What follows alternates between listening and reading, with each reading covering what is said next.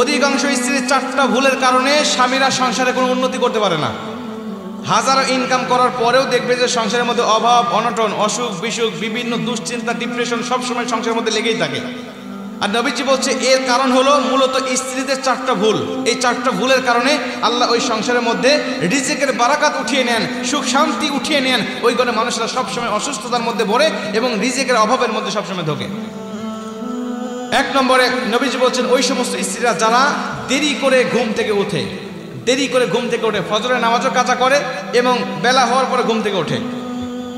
নবীজি বলছেন যেই ঘরের স্ত্রীরা নামাজের আগে, ফজরের নামাজের ঘুম থেকে উঠবে, নিজে নামাজ পড়বে, স্বামীকে জাগ্রত করবে এবং নামাজ পড়ার পরে ঘর সংসারটাকে খুব সুন্দর করে সাজাবে, গোছাবে, আল্লাহ পাক ওই সংসারের মধ্যে রহমত বর্ষণ করতে থাকবে, বাড়িধারা বর্ষণ করতে থাকবে। কারণ সে গোছালো, সে নামাজ পড়েছে, সে সকালটা শুরু করছে আল্লাহ পাকের ইবাদত দিয়ে। আর নবীজি বলছেন আমার উম্মতের জন্য ফজরের নামাজের পরের সময়টা এত বরকতময় করে দেওয়া হয়েছে, ওই সময় যারা যেটাই করুক না কেন ওই কাজের মধ্যে আল্লাহ সফলতা দান করে।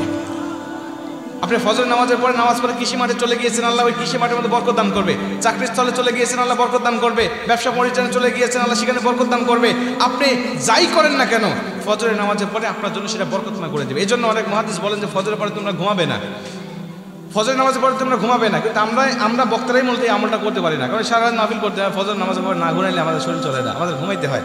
কিন্তু আপনারা যারা রাত জাগেন না, আপনারা নিয়ত করবেন যে ফজরের আগে উঠে ফজরের পরে না ঘুমানোর জন্য, তাইলে আল্লাহ পাক এর মধ্যে আপনাদের জন্য বরকত রাখবে।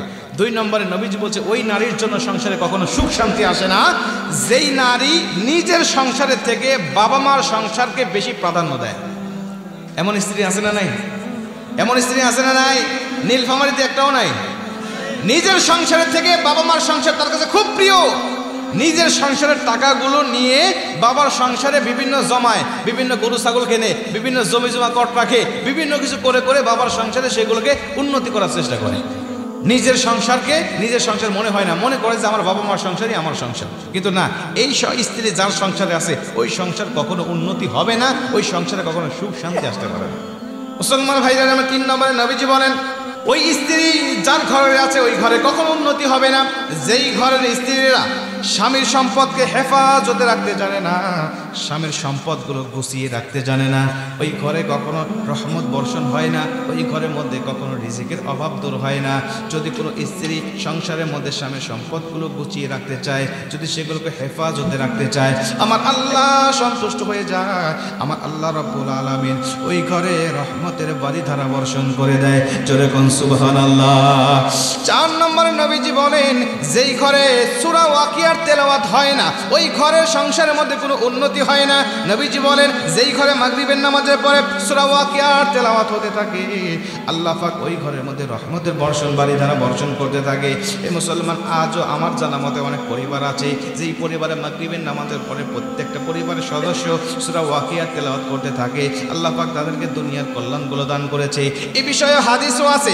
অনেক সাহাবী বলেছেন আল্লাহ নবী হাদিসটা বলার পরে আমাদের পরিবারে বাধ্যতামূলক করে দিয়েছি প্রতিটা সদস্য যেন সূরা ওয়াকিয়ার তেলাওয়াত করে। আর এজন্য আমার আল্লাহ আমাদেরকে দুনিয়ার জমিনে অনেক বরকত দান করেছে।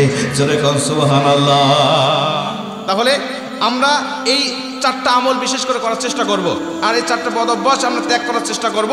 যেগুলো নবীজি নিষেধ করেছেন সেগুলো বর্জন করব, যেগুলো নবীজি করতে বলেছেন আমরা সেগুলো করব ইনশাআল্লাহ। আল্লাহ তৌফিক দান করে জোরে বলেন আমিন।